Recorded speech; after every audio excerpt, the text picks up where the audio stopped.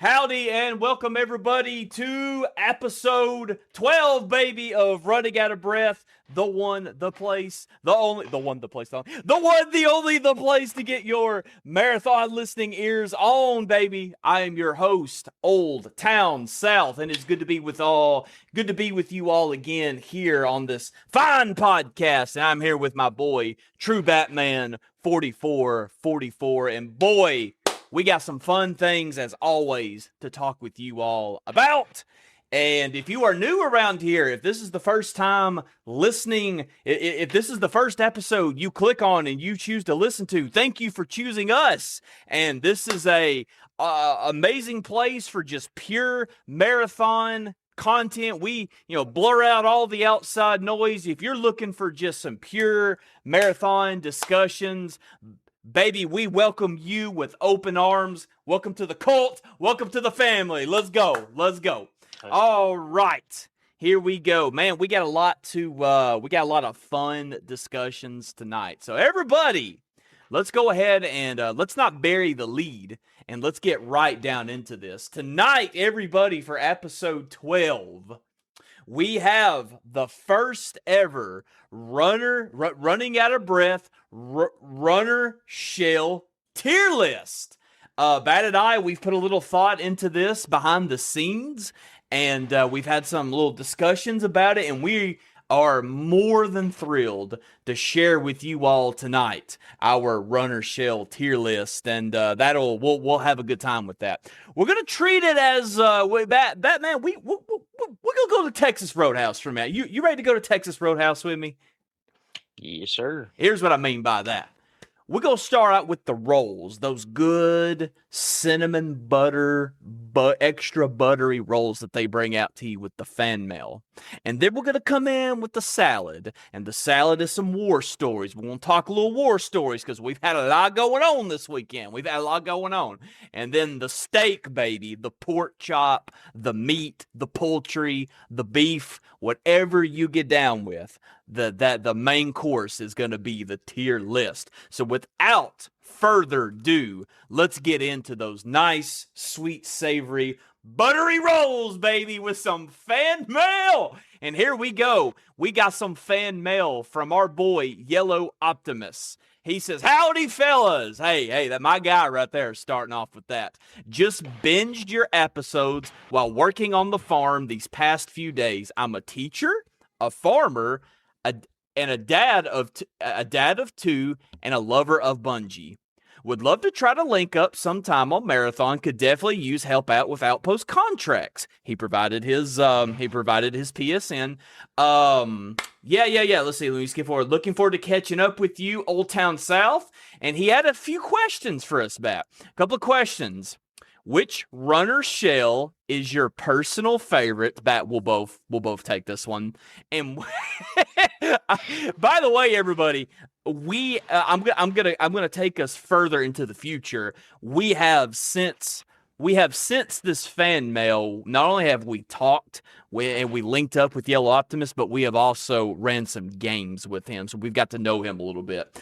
So at the time, he said, which Halo Combat Evolved map would best fit the vibe of Marathon in your opinion? Thanks for the great podcast. Looking forward to more. Sincerely, Yellow Optimus. First things first, Matt. Let's clap it up for Yellow Optimus. W's. Thank you. Appreciate the fan mail. We seriously appreciate you. We appreciate you. We appreciate that fan mail. Okay, so yikes. This is a great fan mail question to the theme of what we're going to be talking about tonight. I don't know. This is you putting the spotlight on me here, Yellow. I don't know at this time if I have a favorite runner shell. I have a main this season. If you know, you know. I got a main in season 2, and I had a main in season 1. I have actually not come to this decision yet of who is my all-around favorite runner. Do you have an all-around favorite runner, Shell? I want to say yes, and it has changed since season 1. but I don't know if I have an answer for season 1. If that makes sense. Right. It's Yeah. definitively in season 2, like I know who it is, but I played a lot of different shells in season 1, so it's kind of like I might have to think about it before we get to the actual, like, which Yellow, one is which. I know you're listening to us working on that farm right now. Be safe and stay hydrated, buddy, as you are listening to this podcast. Look Absolutely. at me talk. Look at me talking ahead in the future here. Look at me. I got my crystal ball. I got my crystal ball right here. I will do so. I'm going to leave a lot of meat on the bone with that question. We will get into that as we get into the tier lists. As far as your Halo Combat Evolved question, this was kind of fun, and I'm going to be honest.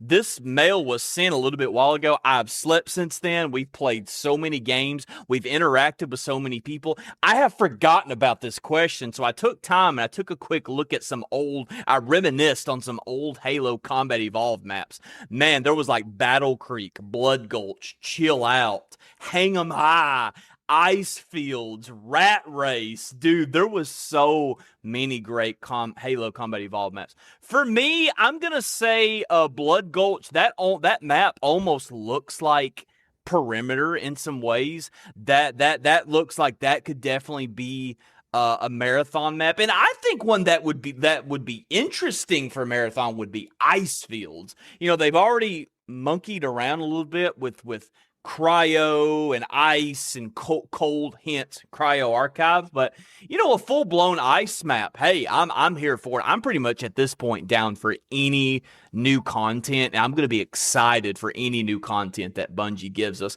Sorry, Yellow, that was not the best answer. I'm thinking from that question, Blood Gulch would probably be the best one, but that's to be continued. When we have our own private conversations or we record the next episode, I may have a different opinion by then. So, all right, that was the fan mail from Yellow Optimus, and we actually have some more. Here we go. Let me scroll down. No, that's not it. Let's see here. I might have to call in Batman to be some filler. No, Batman does not have to be filler. I found it. I was tried by Dangus to prevent awkward silence. Okay, so so this gentleman here that sent us some fan mail has made appearances in our live streams. Atlas Forged was the first fan mail and the first guy to appear in stream. But this gentleman right here was number 2. When we're always telling y'all, get y'all's butt over to our streams, this man, way back when, answered the call, and he got his butt over to our stream. He was the second one, and that is from Wesley Pez. And also, spoiler alert, everybody, we have also linked up with Wesley and played and ran games with Wesley. So, dude, it's just the cult is coming together. The family, the Running Out of Breath family, it's coming together, dude. Here is what he had to say. Now, this one's a little bit of a long one. Hey, Old Town, Wesley Pez here. Hope you guys are doing good. I sent this to my friend and figured I'd send it to your way as well. He said, it's no pressure to read it on the podcast. We're live right now. Lol. Sometimes I wake up early and get a few runs in before the kids wake up. And this morning had a lot of ups and downs, during which I lost so much freaking stuff. Our condolences. Our condolences, Wes. Rip to the loot. Rip to the loot. I hope you enjoy. Keep up the good work, he says. Here's what he said. I had a Traxxas contract I was attempting as a thief that took me to Complex on Nightmarsh. And all these runs were Nightmarsh on Thief. My first run, I had blue and purple gear after looting... blue and purple gear / loot after a runner stumbled into my path who had crazy loot and a key into the locked upper complex room. I stupidly tried to do it myself and got swarmed by the UESC and died. My second run, I was running alongside the back of quarantine. I was running on the backside of quarantine. I loaded up with all blue again, he says in parentheses. I saw a destroyer immediately, and I was like, I don't want to mess up his run immediately. Uh-oh, he showed mercy, Bat. He showed mercy. Let's see what this story turns it. Let's see how this ends. And then after, oh, there's my eBay going off. And then after I let him pass, I started running towards Bio, and the same guy shot me in the back. LOL. Oh no. Oh, okay. Hate to see it. Hate to see it, man. We got one last paragraph. And then I spawned in the same spot. I'm assuming this is the third run. By this point, I was irritated and loaded up with my fancy gun, figuring I just wanted a good run. Been there, Wesley. But then got killed by an assassin. As an assassin, I was hunting in Bio after using a TAD to spot him. I just wasn't playing smart enough, and he was more patient than me. And then I spawned again in Complex with okayish gear now and used a TAD and spotted a guy who I swapped fire with. We downed each other at the same time and held hands as we bled out. What a travesty. What a tragedy. Oh, man, that's a lot to unpack. Thank you, Bat. Let's clap it up for Wesley. Thank you, Wesley. Thank you. Let's go. W's. Thank you, Wesley, for the fan mail, brother. I can unpack a few things from this. So, as far as the disclaimer, everybody play how you want to play. Some people, have fun with trying to show mercy. Some people enjoy social interaction. Some people, like me, sometimes just see red and gun everybody down on sight. I will say, Wesley, I feel like Marathon is a shoot first, ask questions later kind of game. Is that a good thing or a bad thing? I don't know. You all listening right now. You come up. You be the judge, jury, executioner of that question. But I do feel like Marathon is a shoot first, ask questions later game right now. So Wesley, if you ever, I would say maybe this would sort of help if you were. To prevent maybe people from getting back at you later, but you don't want to, if you see somebody and you don't want to take them out right off the rip, maybe you could try potentially having a social interaction, getting on the mic and seeing if they do want to team up. And that also is no guarantee that they won't double cross you at the finish line. But if there's no interaction or whatever, most of the time they're going to turn around and they're going to shoot you. But again, man, you play how you want to, brother. But I thought I would throw that out there, maybe to prevent a situation like that from happening again. A lot of what I read here has been me and Bats nights, dude. Just the frustration building up. And I'll tell you something else that I pulled from this fan mail. Tilt, have you ever heard of that? Have you ever heard of Tilt Q? Yeah. You have partaken in that before in other games. Marathon punishes you for tilt queuing even more than other games. And I don't know if you've ever thought about this before. Overwatch, you may lose some rank in ranked. You may lose your platinum rank and go back to gold 1, but at the end of the day, you're not losing loot or anything like that. Whatever.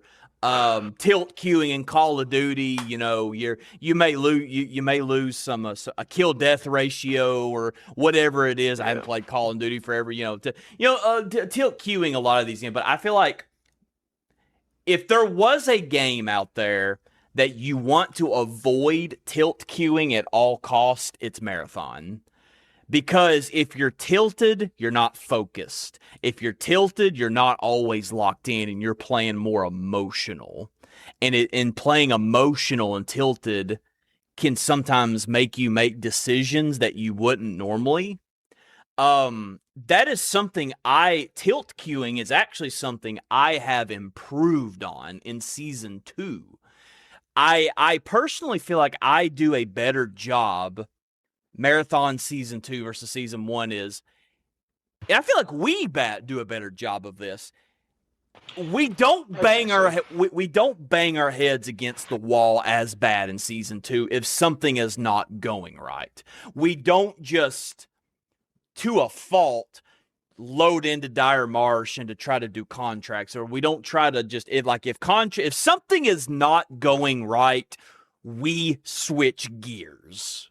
We try to get momentum back. Does that make sense? We change it up. Yeah. I think it's a little bit easier this season with them having, obviously, Night Marsh and then the sponsored kit. So you have a little bit of reprieve instead of just the same 4 maps over and over and over again, running the same maps over. Agreed. Great feedback. And I would urge all of our people that listen, this is a skill in of itself. If you're catching yourself kind of tilt queuing, getting fed up, getting frustrated, this is a game where, unless you're playing the free kit mode, you lose things. If you're finding yourself in it just all worked up and it's just one of those nights where things are not going right, I would encourage you to do a couple of things. Number one, take a moment, breathe, try to get the momentum back, change it up. As bad as as determined as you are to do that contract, if it's been 4 or 5 runs and you've failed and you're getting worked up, try to change the momentum, change the pace, maybe try a different mode.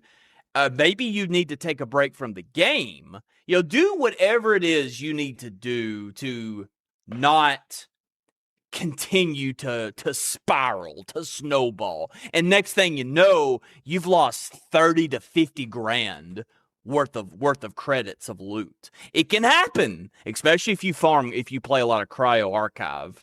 It can happen really, really fast. So yeah. I got a little bit on a tangent there, but again, thank you, Wesley, for the fan mail and everything. Okay, Bat. Let's see here. Next thing, we're gonna go to war stories. Now, this part is we will try with these war stories that we have, dude. We could honestly talk for the remainder of the night. We will do our best to kind of hit the high points of these war stories. We're going to start off with one of the premier ones, the feature ones, the Perimeter Tunnel Key Room Slaughter. Let me tell you all something. This was on stream. This video is not currently uploaded to YouTube, but it's coming, and I will let everybody know when it is on YouTube. But we had a game. It was me, Fallen, and Batman, and it was just pure cinema, dude. We had a key on perimeter and we went down into the tunnels. We've got some history with these tunnels. Me, Fallen, and Atlas, and Fallen in that same key room had a, was that very tragic story where we had a good game. We wiped almost the whole map, but the final team caught us off guard and they gunned us down. It was that spot again. But this time was different. And I think this is growth, and this is good to reminisce about this. This is growth in the flesh. We intentionally was ready for runners. We were intentionally anticipating multiple scenarios. I set up frost mines by the door. I set on claymores on each side, and we had guards set up. I think one of y'all was watching. We were just ready for people this time. And boy, did our defenses pay off. We opened that key room, and I kid you not, everybody, about 20 seconds later, after we opened, maybe not even 20 seconds after we opened that key room, we were immediately pushed by another team. And then I'll be dang, we had to start fighting them off, and one of them ran into my frost mine and claymore, which was absolutely hilarious, and it stopped their momentum where they could not fully commit to the push. Then, if you remember, we had to fight another team that was coming from another direction. So I would go to say, statistically, our odds of winning that fight, being the meat between two bread slices, was pretty grim. it's quite amazing that we fought off two teams. I remember at one point I saw you fighting on the other end. You made the call out, or no, it was fought because you were. I think you were muted, and you. I was, and I'm still mad about it. I was about to say, I think you were muted. Fallen made the call out. Somebody else another team is pushing on the other side. I remember in that moment thinking, I have got to hold this door with everything I got. If I don't hold this door, they're going to get angle on you two. And, buddy, I held that door. I peppered them with my bully, and I threw everything I had at them, and I kept them son of a guns at bay. And I got a down. I think I might even have got 2 downs, and it was so chaotic, Pat. I can't really even put that fight into words. I went absolute ape crazy after we won that fight, dude. I was on such a high dopamine hit winning that fight because statistically, being sandwiched between 2 separate teams, we should not have won that fight. We should not have survived that fight. But you know what? The stars aligned, the breaks went our way, we came out on top, and we put 6 bodies in the dirt, claimed their loot, and retained our key room loot. Bat, any thoughts on that fight alone? Yeah, so like immediately going into it, I had remembered that it was the key room in particular from your previous story. So, unfortunately, I was muted this entire game until after we had won our fight. But as soon as we got down there, I posted up behind a thing, and I was like, okay, guys, I'm going to watch it. You go ahead and loot. You're bringing the key. I'll keep watch. It was 10 seconds. Maybe not even 10. Literally, you guys opened the door. The buzzer went off. The doors opened, you stepped foot in, and I heard footsteps. Jesus, dude. Yeah. And so I'm calling it out, and I'm waiting. I hear a door. I hear your claymore. So I peek out and I shoot, and then I hear the other team coming. And I'm giving call outs this entire time. Nobody's hearing. I'm so mad. But Old Town went to the one door, held it down, and Fallen was on the other door. And I just kept going back and forth, just peppering anything that I saw move through those doors. Yes. And I think that just the combined effort of everybody in that moment is why we triumphed. Even though I wasn't giving call outs that you guys could hear, everything was playing perfectly because we had the synergy. I agree. I think the 3 things that saved us, number 1, what you said, we have that chemistry. We had the synergy. We played off each other in a high, we've been in these high tense scenarios before. Number 2, we were ready. We took our own advice. We were ready for these fools. We knew as soon as we opened that door, they will come. Lord of the Rings reference. They are coming. We knew they would. And 3, going back and watching the tape, if both of these teams would have been a team of purples, we probably would have been cooked. Yeah. Luckily, it was a mix of blue shields, green shields, and gray shields. It was a mix. That one team had greens and grays, the other team had blues. It was a blend. Had these been purple shielded teams, this would have been a doozy, and that we probably don't serve. If both teams, especially if both of them would have been purples, I don't think we could have fended them off. But the stars aligned, and we did. We fended these guys off. The objective numbers from that game: Batman 44, 2 kills, 3 downs, 419 damage. Old Town South, 2 kills, 1 down, 773 damage. Fallen 31, 1 kill, 1 down, 472 damage. Based off these numbers, one of them did get away. So that's actually interesting. Yeah. Looking back on these numbers, one of them fools got away, and they better run, baby. They don't want none of this. They better run. So that was a very iconic moment. I cannot wait to post that video to YouTube. Everybody, all of our listeners, be looking out for if you haven't turned come on over and subscribe to me on YouTube. And if you haven't hit that bell for notifications, definitely hit that bell, because I will be, if you enjoy, by the way, disclaimer, if you enjoy keeping up with me and my content, I will be posting that video, and I'll probably condense it down to just that fight alone. So be looking out for that, everybody, so you can see it for yourself. I got a third war story here. That's called the Mizzy Wake Up Call. All I'm going to say about this game is this was me, you, and Atlas Forged. We did not survive this match, but Jesus. I brought the Mizraya this game, and this is on TikTok. This was my last TikTok short that I uploaded. I uploaded all 4 of those kills from that game. Dude, the Mizraya is just... Oh my gosh, dude. I was reminded that game how good that gun is. It is a demon. I know they put the they put the KKV to try to combat the shotgun meta, but dude, I don't think if you got some movement and you get close enough to him, the KKV's not gonna fend off a Mizraya, dude. That might be a hot take, but like the Mizraya is so good. It almost at times felt a little effortlessly, because like I went back and watched the tape, dude. I was like 20 health.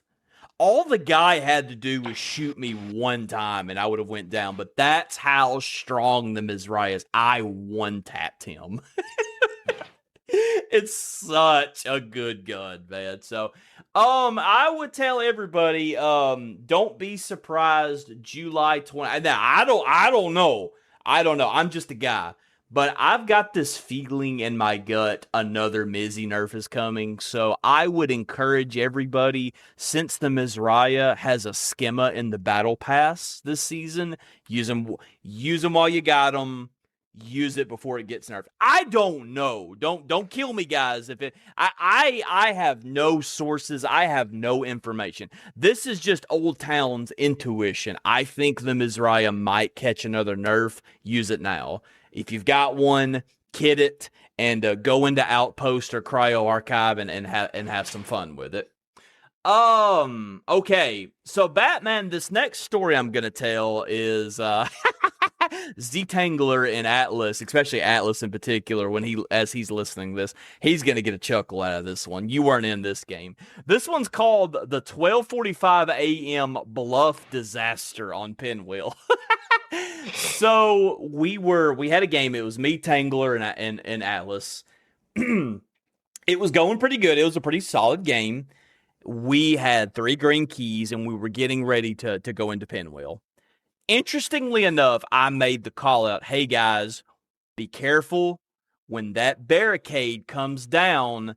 I've been gunned down before by the team up in Pinwheel waiting for that barrier to come down. When that barrier came down, I walked over to climb the ladder. I started getting peppered by the team above in Pinwheel. I got out. I didn't go down. And I remember saying that's what they do. So then it turned into a very interesting standoff. They had a recon. They were trying to throw spider drones at us, if memory serves me right. There was a few bullets exchanged, but it really turned into a Cold War standoff. They were waiting for us to come up. We were waiting for them to come down. It became apparent after about 3 minutes of guns pointed forward, both of these teams are smart enough not to compromise their positioning.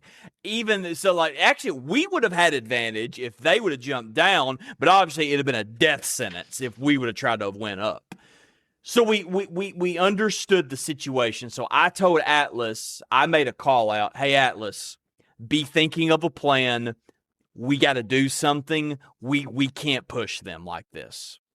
So then Atlas came up with a plan. Looking at it back on hindsight, it was a really good plan. Unfortunately, I fumbled it. Here we go. We're going to get into that. So Atlas came up with this idea of we're going to do a huge, massive rotation.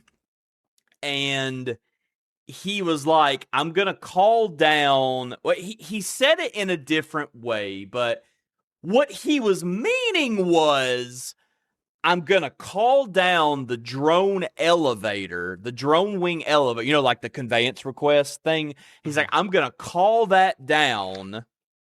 We're going to bluff them. And then we're going to enter Pinwheel somewhere else. That was the actual plan. Now, a beautiful moment came out of this. I got to take a drink. I'm losing my voice. A beautiful moment. It's going to get interesting, I swear. So what happened was I misunderstood the call out. And it's ultimately on me for not vocalizing I don't understand the plan. I won't make that mistake again. But again, more people are starting to come into the fold. We got to learn each other. We got to learn it. We got to build that chemistry. Challenge to me and you. It ain't just about me and you no more and Fallen. We got to start building chemistry with our new people that's coming in. We got to start learning how they play and their call outs and everything. So it was a moment of it's ultimately on me for not saying I don't understand the plan. What Old Town did was I thought Atlas was saying like, hey, Old Town, go up the conveyance request and I'll flank around. Looking back at it, that makes absolutely no sense at all. No sense. But that's how I took it at the time. So what do?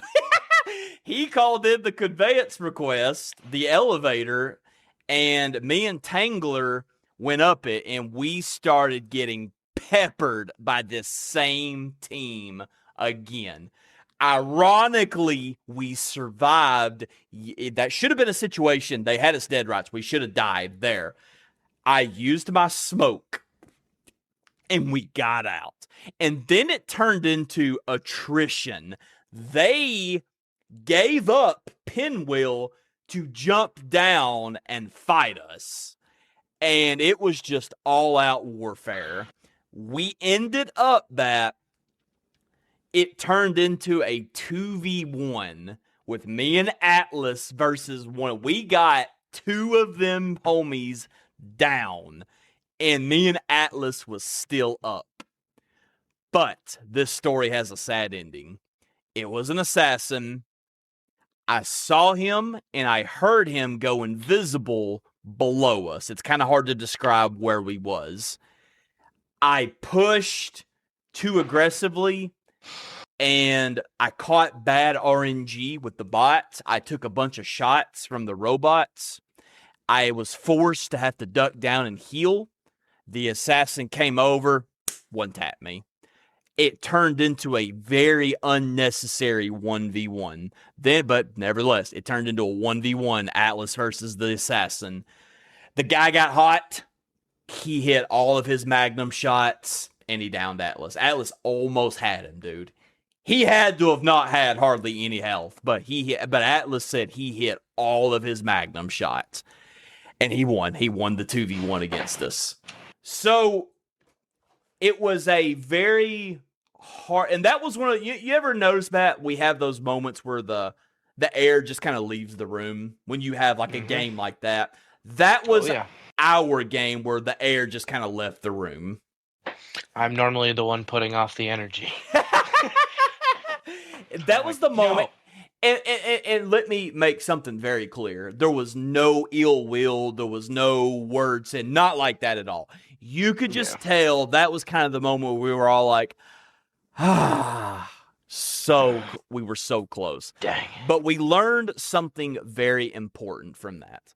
Atlas pointed out, he said, Old Town, next time if we have numbers advantage and you see the moment, just say, I'm pushing ruthlessly, and I will drop everything I'm doing, and I will come with you.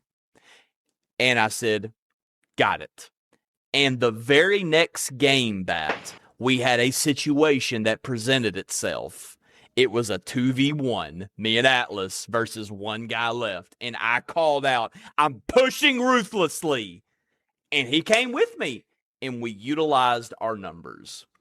The moral of the story is, for all of our listeners, if you've got numbers, don't do what I did in that scenario. I'm really bad to see a vision, see somebody. This is a skill I'm still working on.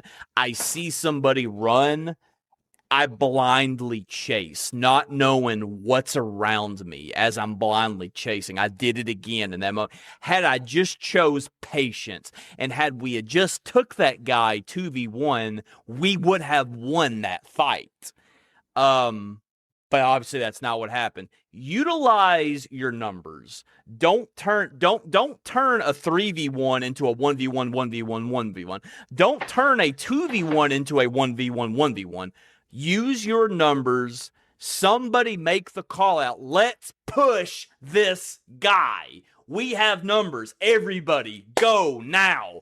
Whatever the call out is, whatever works for you and your team, communicate it. Say, go, everybody, drop what you, let's go, let's finish this guy. Let's use our combined health pull, and let's take this guy down. I get it, though, man. I get impatient, and sometimes the moment almost becomes too big for me, and I find a way to fumble it still. It's just something I'm working on. But that was the beautiful moment. We have not made that mistake since then. Me and Atlas, in Tangler, we built some chemistry from that moment right there. And I promise you, when we're a team again, we won't make that mistake again. If somebody's pushing, that call out will be made, and we will all converge as a team. Okay, let's talk about Bat before we get into we're setting at 36 minutes. So let's talk about one or two more war stories, and let's get it. It's time to get into the tier list. We don't want to bury the lead too long. So Bat, the 4th of July this weekend, dude, my brother, what a great weekend it has been on Marathon. Me and you, we were just on fire, man, this weekend. Yesterday, July 4th, was, to my knowledge, the very first night we've had possibly ever playing Marathon where we ran consecutive games and we went flawless. I think we played like 5 games with Atlas, and we never died. We never wiped. We exfilled every single time. It was amazing. We got so many priority contracts done. I got like 3 Sakaguchi contracts done. You got like 2 you finished Sakaguchi. We literally and New Cow. And Nuclear. Like, it was, I mean, it just, oh my gosh, dude. That might never happen again. That might actually never happen. We might order it. I wish I'd have been streaming. I wish one of us would be streaming, because that might never happen again, dude. Everything was just working. It felt so good, Bat. The breaks, for once. Everything going right. Just everything went right that night, man. And it felt so dang good, man. I want to give some specific call-outs for one of the matches we had. There was a game, dude, where basically we had 10 runner kills, man. I don't really remember. I don't remember the game, and I don't remember like specifically which one it was or whatever. But I know there was one match, dude, where I just basically laid back in my chair, and you and Atlas just did all the work. You guys were the heroes, man. Like, there was, I wrote this down, dude. One game, Atlas had 7 kills, runner elims, and over 1,000 runner damage. And you, Bat, had 3 runner elims and over 900 runner damage. every time there was a fight, there was a call out made, and next thing I know, bodies are just hitting the floor. I'm like, oh, okay, they're dead. Like, okay, no, I mean, my boys just took care. Okay, hey, I'm just gonna grab this unstable biomass. That man just took care of him. You were on fire, dude. I mean, that very first team, I think you killed like everybody at Bio Research. I think you 1v3'd them. Nope. Atlas killed 2 of them. Atlas did kill 2. Okay. But you guys, I remember not doing diddly squat. I was just there. And you guys put in all the work, bro. Atlas, man, he had some really good. He got to flex his snipe skills a little bit, and then he's been holding back. He's been holding. I'm watching you, Atlas. I see you mowing that grass right now. I'm watching you. You holding out on me on those sniping skills. You bring some of that back next time we play, dude. Bring some of that back. But no, he had some really good snipes, man. And a lot of times in these engagements, we led off of his snipes. Yep. Like, that's what we led with. And it was just, God, it was good, dude. We got in that the one moment I really remember is where I contributed was we got into that very interesting standoff where we was on top of algae ponds. We was on that building, and the other team was, how in the world do I describe this, Bat? Were they at intersection? Okay, they were on top of a building at intersection that I had no clue you could even get on top of. Yeah, and it was a poke fight for a while. But go ahead, hey, you go ahead. What? Yeah, go ahead and talk about yours. So, like, the intersection, they had one person posted in a building with a sniper. They had one person on top of the long building, and then there was a third person in between on the lower building, where you can close the shutters. So they were spread out in that little section there, and anytime you peeked out, it was just... it was horrifying. But it played out so well. And I want to say that it was probably one of the cleanest fights that we've ever done as a team. Yes. And I do want to mention that this is the first marathon video that I have posted on my YouTube. Woo! It is on there right now. You'll have to flex that at the end, dude. Unless you want to flex it right now. It's just the same name, True Batman 4444. There's a whole bunch of other old videos because I don't post on there anymore. But this one was so good, I had to edit it a little, throw it up there so that maybe my boys could watch it and kind of see what my perspective looked like. And then they can get a glimpse into the mind of Batman.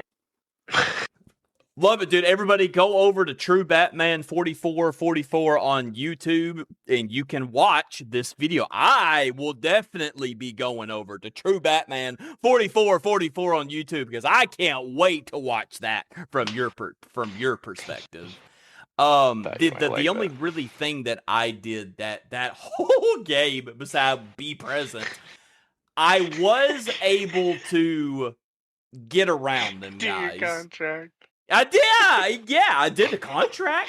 He stood in a room that was locked and just stood there. I got a gun. I got a gun. I got a gun. I think there was only one bot that made it in. Let me tell you something, Bat. If you and Atlas can do that for the rest of our marathon journey, I'll just sit back. I'll have me a Sprite. I'll be butt naked, not on stream. off stream, I'll just sit here butt naked and just be like, "Hey, you guys just take care, do it." We got this. I'll just ride. Follow us. You'll be all right. I'll just follow along, baby. Oh my god, dude! But y'all done so well. I was able to in that fight. I was able, and I don't know if it'll be caught from your POV. I was able to get a flank on them, and I threw 2 flechettes at them, and it did some damage. And I actually did down the vandal, and that allowed Atlas to go up there. And when he did charge them on top of that roof, I think they were all 3 just crawling around down. Yeah. And I think he just one by one ganked them. Yeah, it's like as soon as he got on the roof, he's like, good fight, boys. I'm like, oh, they're yeah. So that was an attrition fight there. I cannot wait to go back and rewatch that one.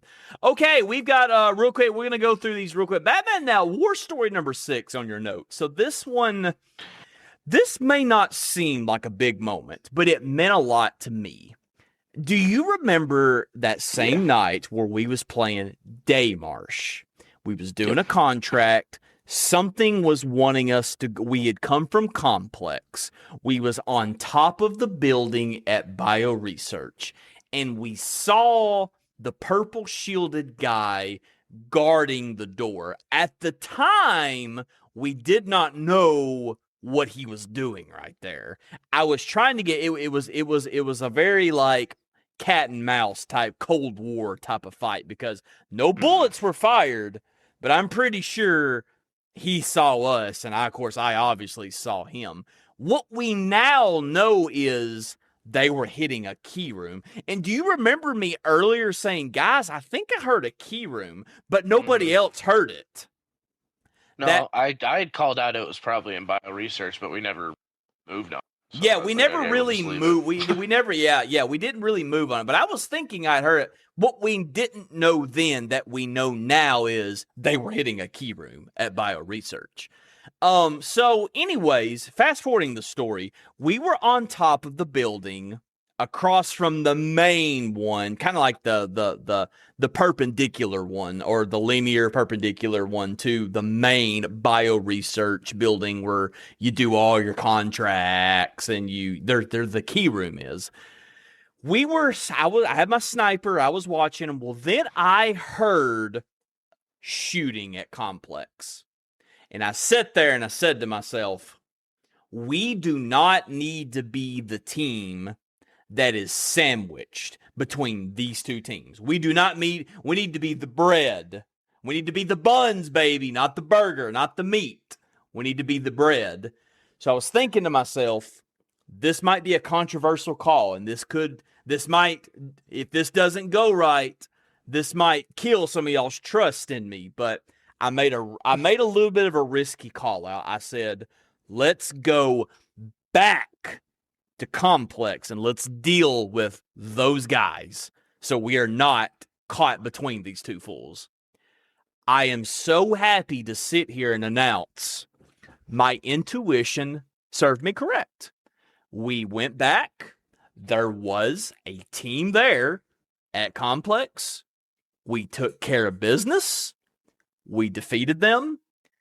And then by the time we got back around to Bioresearch, the purple shielded team was gone. And we never saw them again when we completed our contract.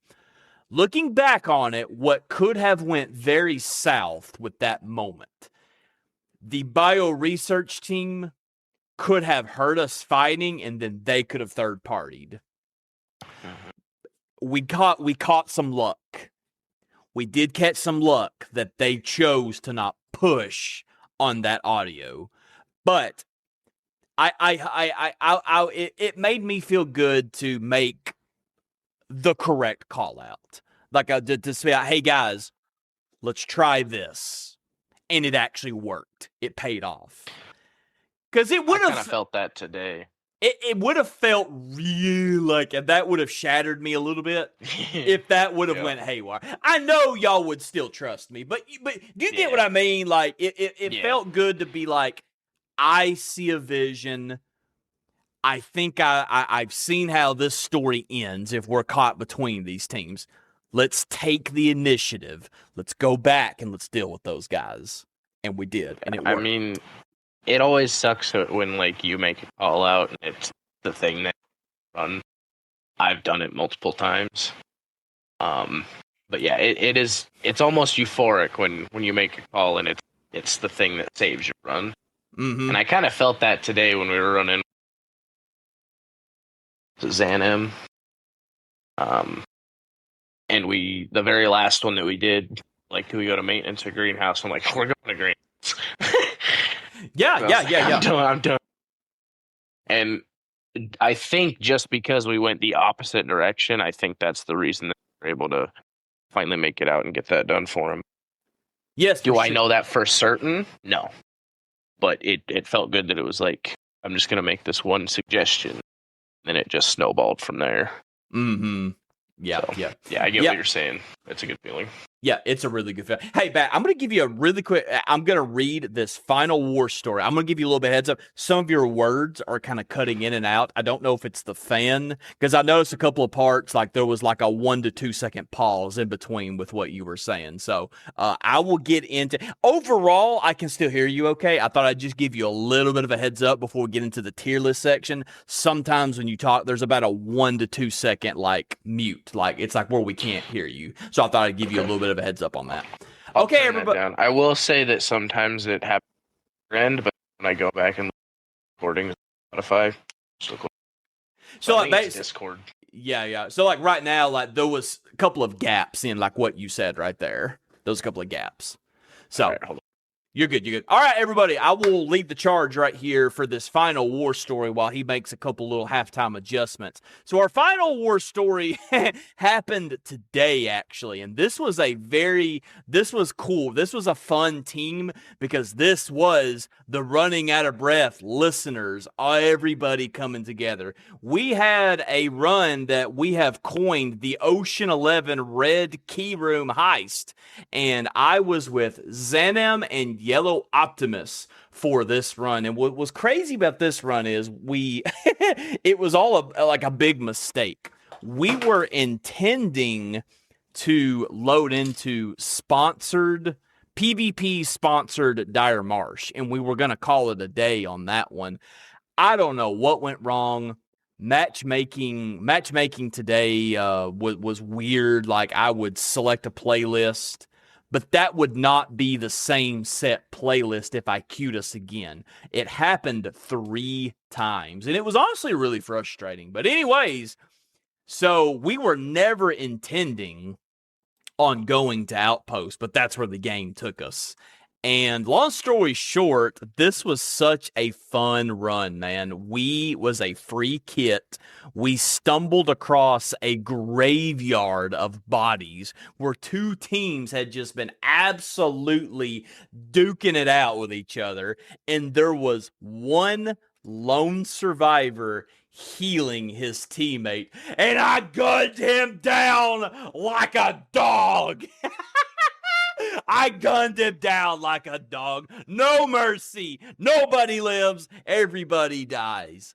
And gunned him down. All the loot was ours for the taking. Now, these body bags, some of them had some decent stuff. It was kind of a blend between mild geared runners and free kit runners. But there was body bags all over the place. We had found 2 red keys amongst these 6 body bags. We went on the catwalk. We grabbed the 3rd red key, and I was like, guys, let's pull off a bank heist. Let's freaking go hit the red room and pinwheel off these free kits. And dude, it was so fun, man.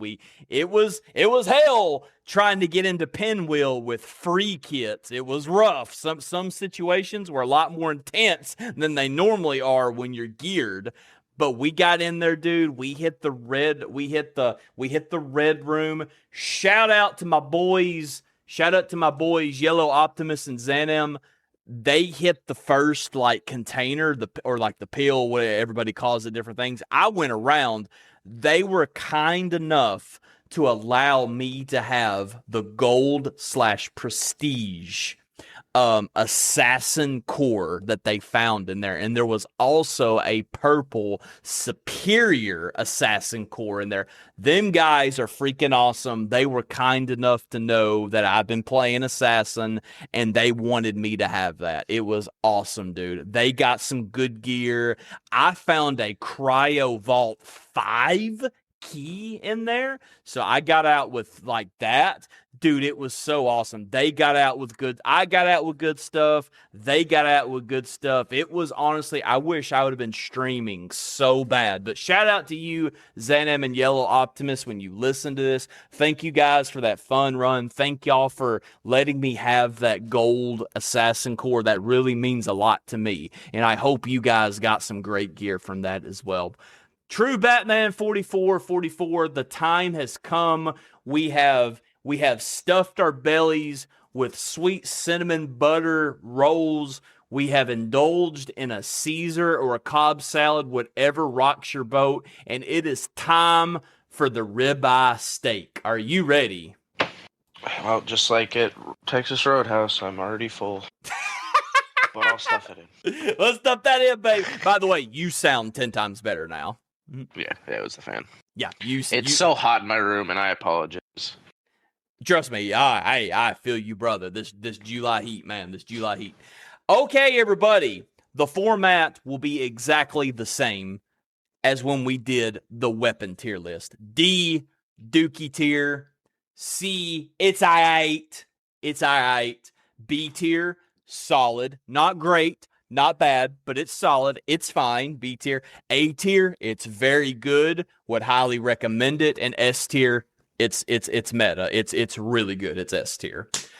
We will be really the last thing for me to throw in. We are going to have 2 tier lists. We're going to have 1 tier list for trios, and we're going to have a completely separate tier list for solos.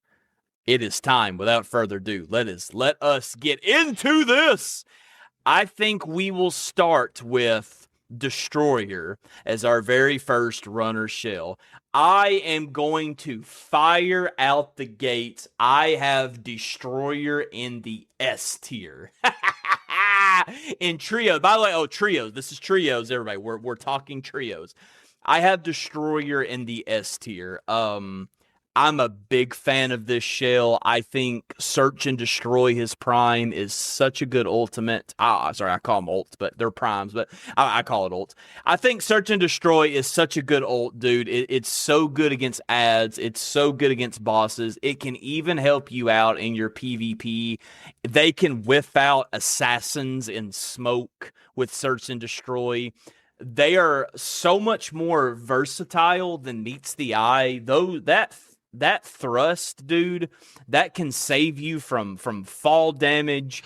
It can put you in positions that normal runners may not can get to, except for like a Vandal.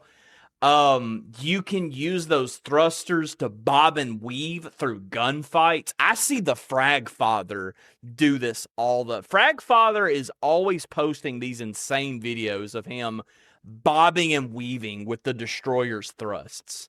The Destroyer dude is just such a well-rounded, versatile enforcer.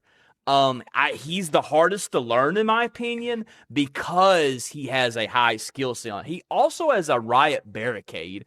To me, that's the hardest part of his kit to use, and it's interesting because you would think that would be the easiest thing to use. But to me, I have the most difficulty using his Riot Barricade at the right times. But if you can use that well, it's so clutch, dude. It can save you from PvE. It can save you from PvP.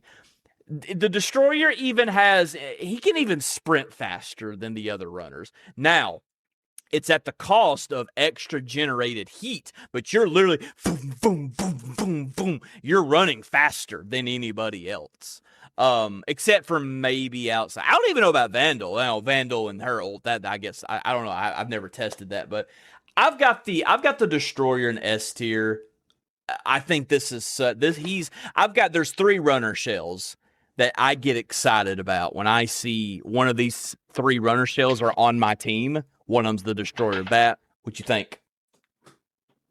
Okay, full on disclaimer right off the bat. This is Batman's tier list. This is my personal feelings toward the shells. And I went into it thinking what I would pick to play. I don't know if I really went the same like thought process as Old Town as far as like just being in the group, like what they can bring to the table. So I apologize if it's a little different. Yes, everybody. Hey, and at the end of the day, I should have said that. Everybody listening, at the end of the day, regardless of what you're about to hear coming out of our mouths, is subjective. Yeah, it's my personal opinion. So for the trio tier list, I have the Destroyer actually B tier. Did you say D? Sorry, I'm losing my voice. D tier?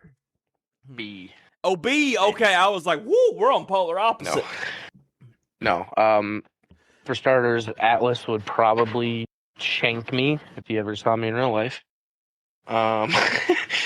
No. The reason I have him in the B tier is because for me, he's such a mechanic heavy character to utilize him the way he should be. I personally struggle with mechanics when it comes to shells, so it's just something that I struggle with a lot. But in the right hands, the Destroyer is very, very good. I've seen Atlas pull off some stuff that I know I could never do. So I don't think it's like a terrible shell. I just know that I'm not good with it. So I wouldn't put it in an A because there are other shells I would pick. Even with you saying he's in B tier, you're still acknowledging this is a good runner shell. Yes. Yes, absolutely. I mean, I've said it before when we did the weapon one. B is good. If we put something in B, we recommend it. Like it's still really rock solid. And a lot of this, I think the subjectiveness is a lot of play style per person. You know, somebody's going to put the Destroyer higher if they're going to be somebody that is aggressive versus somebody that wants to sit back and like help. So that's also a clear viewpoint with this. Okay. So it's a tier list, but it's not 100%. This is what you need to do. So, hey, this is the first time we're ever going to do this. I am tremendously losing my voice really bad right now. I'm going to get me some water, Bat, take over the podcast, and talk to everybody about. I will still be listening to you as I'm walking off to get water. Lead with Assassin. Okay. Do you just want to finish the trio, or do you want to do the solos? Trio. We'll finish trio. Okay, we'll just do trio.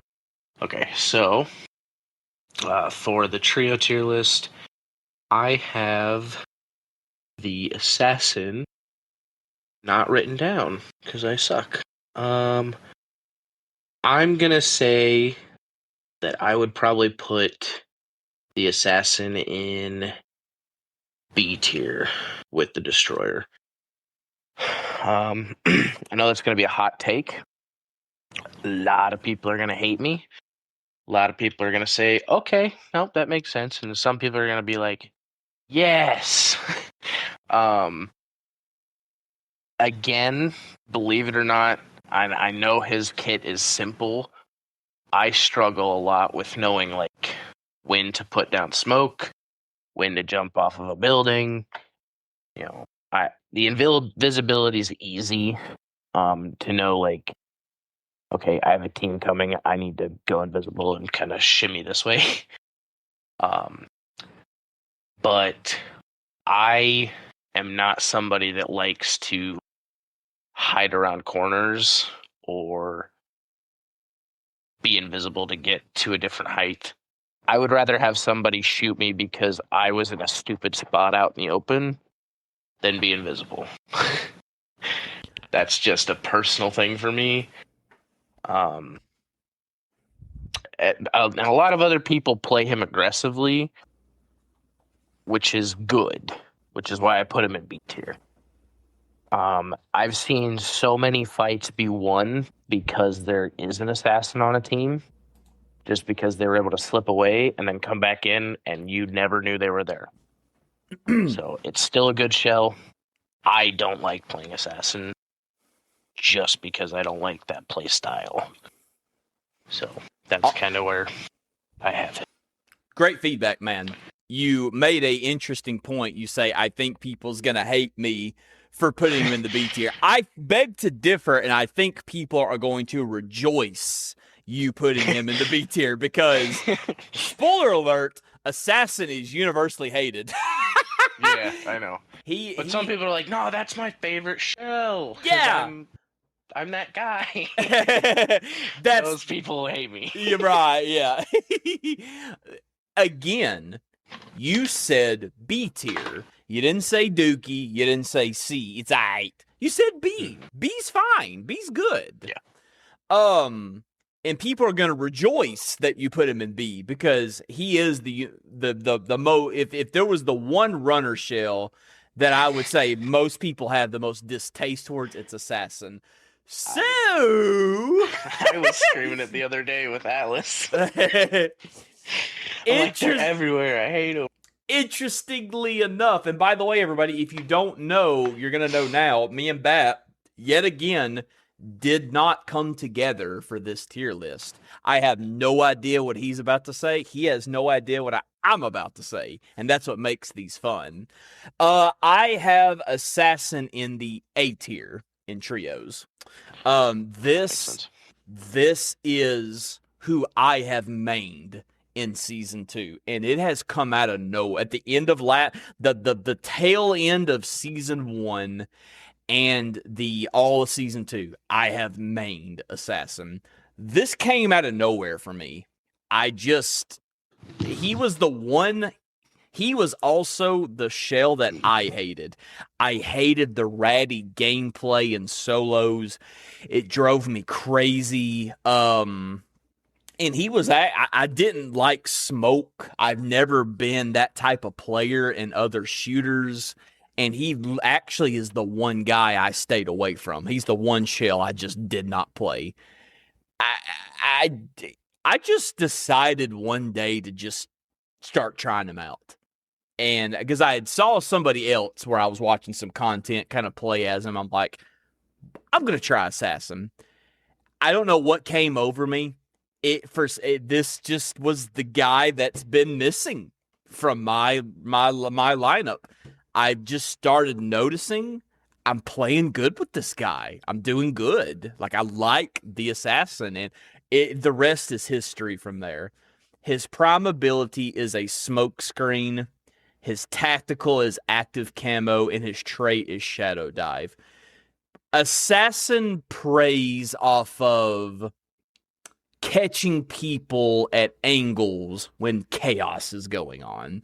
Assassin preys on using active tac camo to, in a 1v1, to prey upon that half a second delay in your brain it takes to process, oh God, there he is, there he's invis. By that time, Assassin has already put a couple of shots in you. When he's doing the job right, he preys on that millisecond, half a second, sometimes a full second time it takes the opposition for their brain to see the camo. Does that make sense? Mm-hmm. That's what he preys on. He preys on angles and that. So I have been playing a lot of Assassin, and I have discovered something about him. Assassin is a low-key healer on the team. Let me explain. I have been finding interesting play styles with him where if somebody goes down, I throw smoke. I give my allies smoke. So often, unless the person that downed my ally or my friend commits fully to the down, I'm noticing I can sometimes, it's a 50-50 shot. I can save my teammate from getting shot and actually going fully down. I have found a lot of value in throwing smoke screen and using the smoke screen to heal an ally. I'm really interested in changing around some of my cradle system stats and start investing in revive, because this is a play style I like being the guy that kind of likes to revive the team if I can. So I have discovered this. Assassin is actually also low key an indirect second support on the team. He can utilize that smoke to cover his allies. Now, it can be a burden. It can be a double-edged sword. Sometimes you throw that smoke and it hinders your ally. So you got to kind of just play with them, and you got to learn when to smoke, when it benefits your team and when it don't. I have also, the number one reason I use, the two main reasons I use smoke screen is a oh crap button. I'm taking a lot of damage. Almost every time I do it, they don't down me, Bat. It may be overwhelming odds, and I wasn't going to get out of the situation anyway, and it just delays the inevitable. But so often, Bat, if I'm taking damage and I smoke down with his ult, they don't kill me. I get away. Because Assassin has an inherent trait. While he's in smoke, he's invisible, and that goes from any source of smoke. He goes invisible. Something else, and I know I'm talking a lot about it, it's just because I'm not going to go this deep with the others. I'm only going this deep with him because he has been my main this season. I'm going to tell you something else that's really slept on with Assassin is Shadow Dive. Shadow Dive is another ability that gets me out of so many scenarios. Do you remember when we were playing today, Bat, and you were like, crap, the fall damage? Do you remember that? Yeah. You would be surprised how nice it is to have an ability every time you jump off a building, you can press circle and you'll shadow dive. Not only will you not take any fall damage, but you fall faster. You hit the ground quicker. And when you hit the ground, you cause more smoke and you go invisible just for a little while. You can actually build into that, and you could probably run some cores to make that invisibility last longer. But Shadow Dive is honestly, as crazy as this is, it might be my favorite ability about Assassin.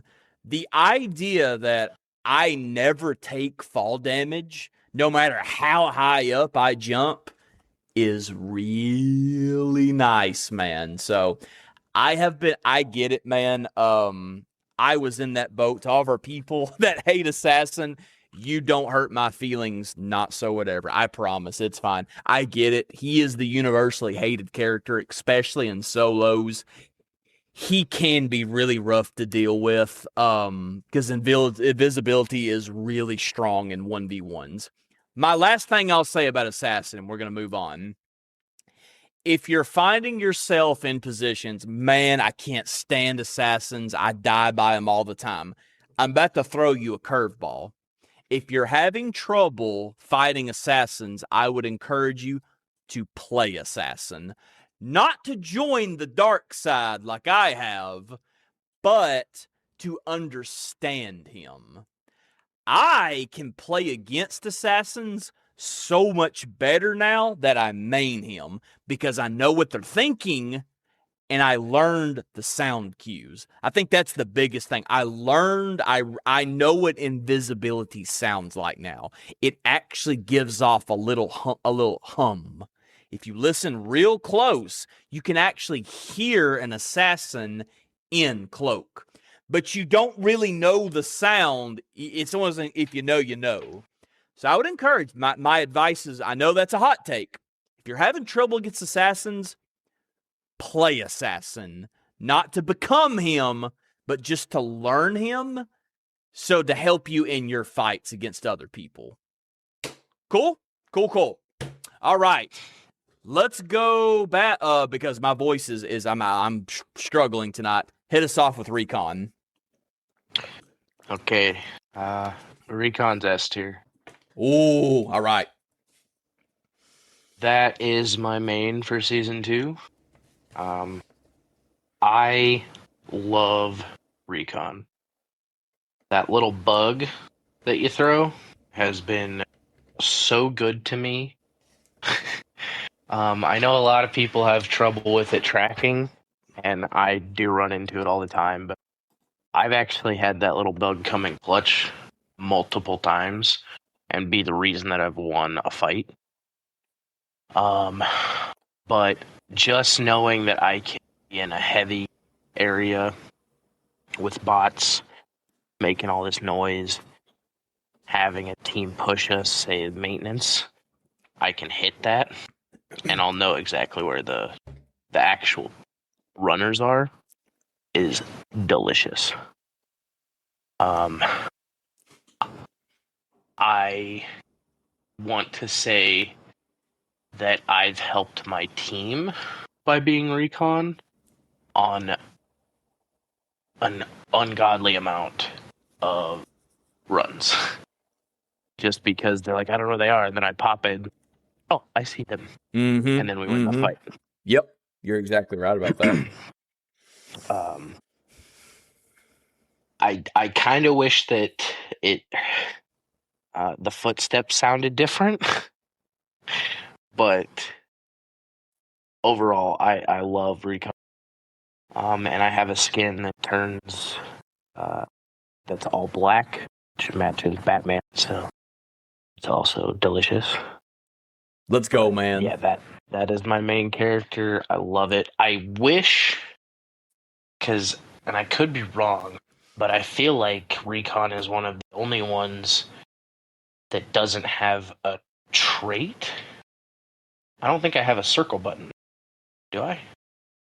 If I do, I never use it. Yeah, it's new news to me as well. I think her other thing is she is the ping thing, her passive. Like, she can tell if she's being pinged by somebody. That's it. Okay, yeah. There's no circle button to like activate something. Yes, yeah. Being able to know that I'm being has also saved us in fights, because I know that somebody's coming, whether it be somebody visibly like looking at me through a ravine, like hitting the ping button on the controller or on the keyboard and saying I see this person, or if it's activated by a recon pulse. For the longest time, I didn't know that somebody pinging me also alerted with the button. So that was a little learning curve, but it's just the ability to gather as much information as possible is detrimental in a fight, and I feel Con just doesn't very well. And this is after the buff. Season 1 didn't touch Recon. Didn't play it at all. So big difference. Great feedback, man. Great feedback. We have our first score together. We have our first hit together. I also have Recon in the S tier. This is of the 3 runners that I mentioned earlier that I get excited about when they're on my team. Recon is the second one. I always get excited when I see somebody on my team is playing Recon. That information sometimes is priceless. So often we fight an enemy team, we take out 2 of them, but we don't know where the third went. And Batman utilizing Recon, sending that echo pulse out, and we get that confirmed information where the third is hiding, is absolutely priceless. Especially when we go to dealing with rooks. If we think there's a rook in our area, it's just such a safety net. It's such a safety blanket. Batman sending out that echo pulse, and we get that confirmed information. Yeah, there is a rook Which is here. like echolocation, which bats use Hey. The only counter, the only counter to Echo Pulse is a Signal Jammer, which high tier players have caught on to this, and I've noticed in a lot of high tier gameplay that I watch sometimes on YouTube, they're almost always, especially in Cryo, they're running Signal Jammers. Makes sense because it's so easy to be detected by a recon in Cryo Archive. But I will say the one downside to recon is sometimes if you're not careful, you can get a little addicted to that information and rely on it too much. And sometimes you make decisions just based off of like waiting on the ult, or even when the ult is actively and you see somebody, you kind of almost go away from your initial. Atlas has talked about this before, kind of going away from your gamer instincts and just kind of tunnel visioning on what you see. I have noticed sometimes you do got to be a little careful and not to get too addicted to that, because sometimes it can lead you astray a little bit. Because like say you start like looking at one person real close, but you don't really notice like what else is what nothing is going on around you.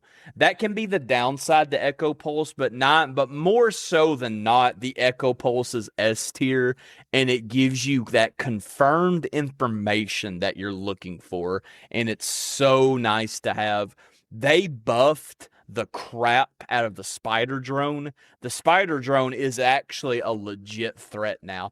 I have lost 1v1s. I have lost fights because of the stupid spider drone. It's really strong. It's really useful. The buffs Bungie did to it in season 1 are very noticeable.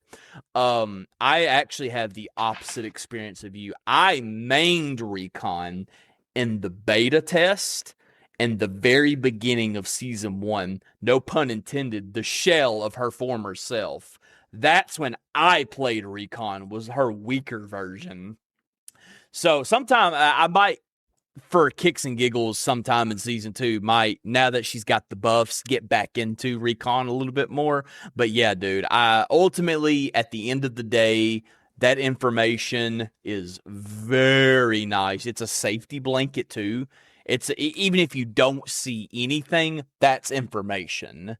That's still information if you don't see anything. So Recon S tier.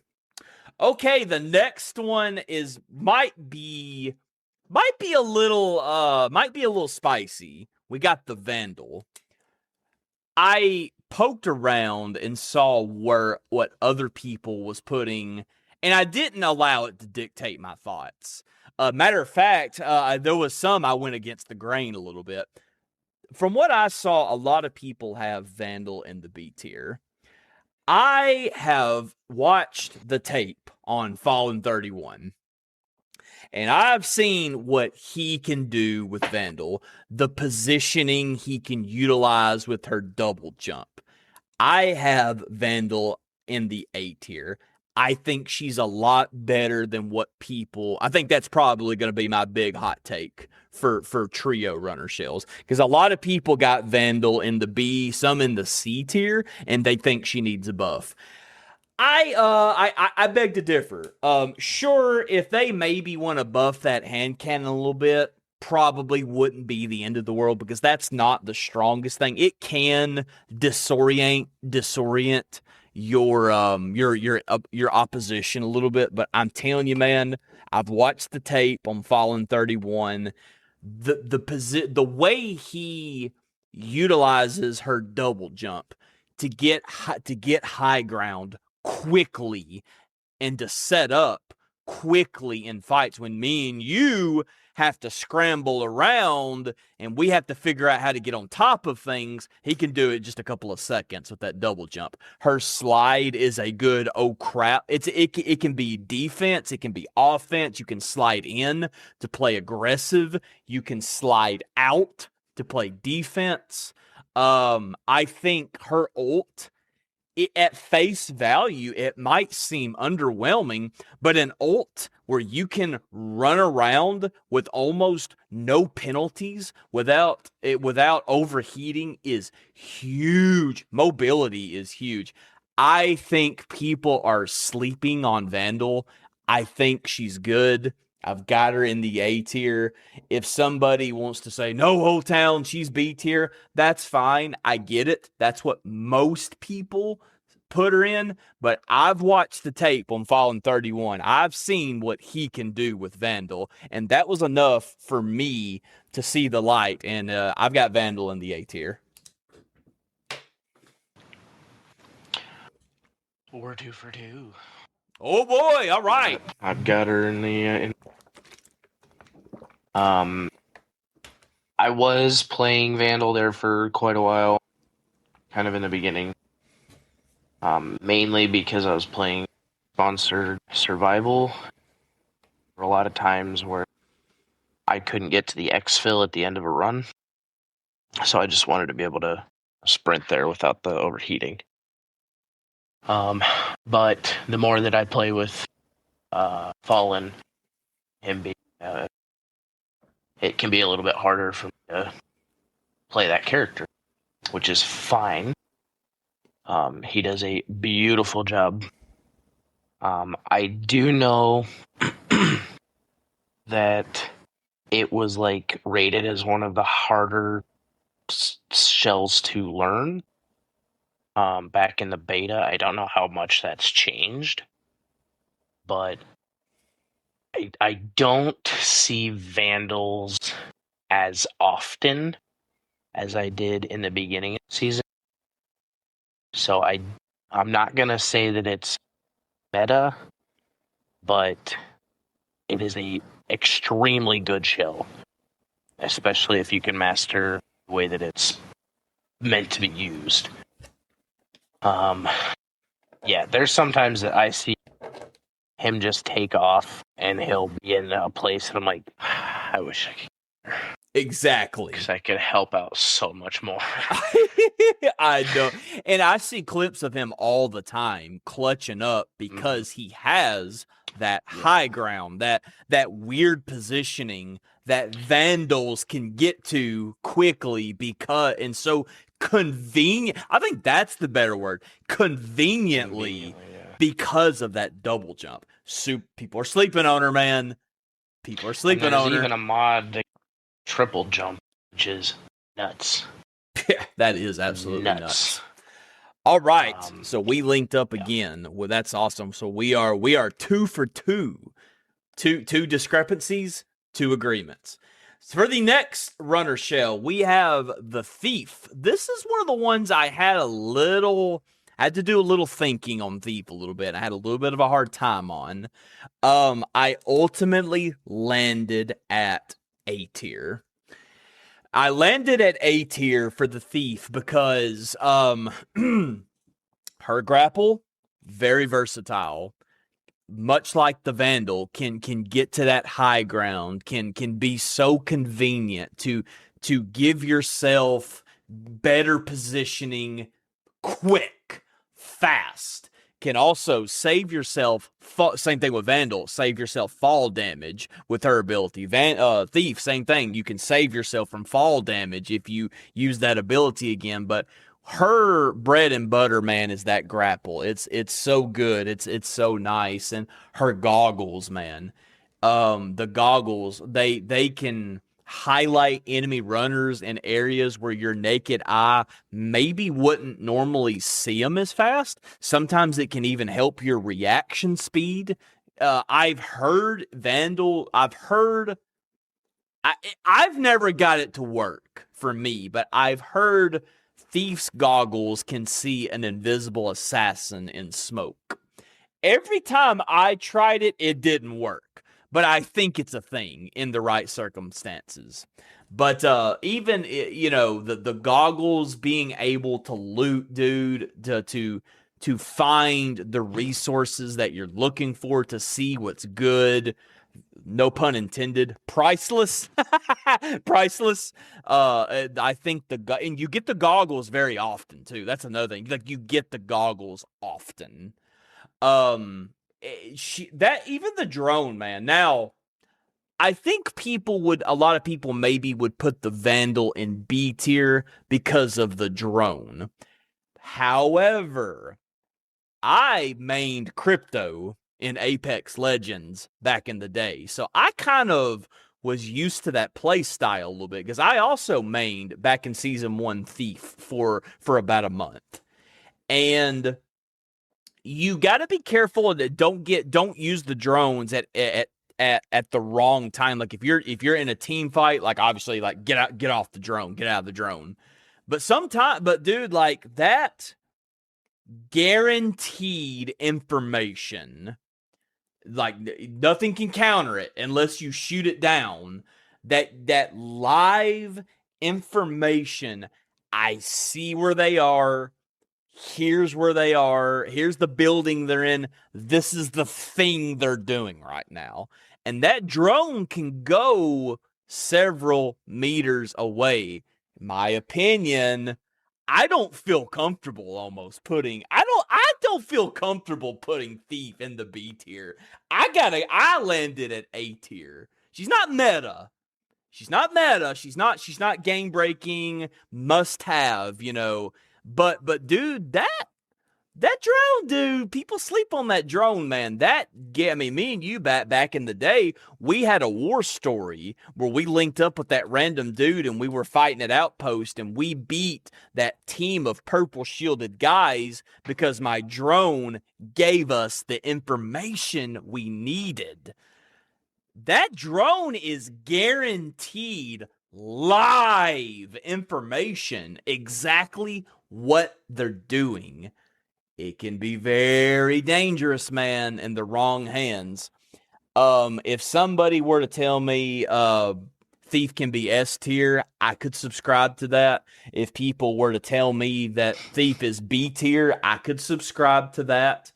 But I wholeheartedly can't get down with anything.